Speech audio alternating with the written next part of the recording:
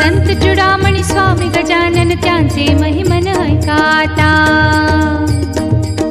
संत चुडामणी स्वामी गजानन त्यांचे महिमन ऐका आता।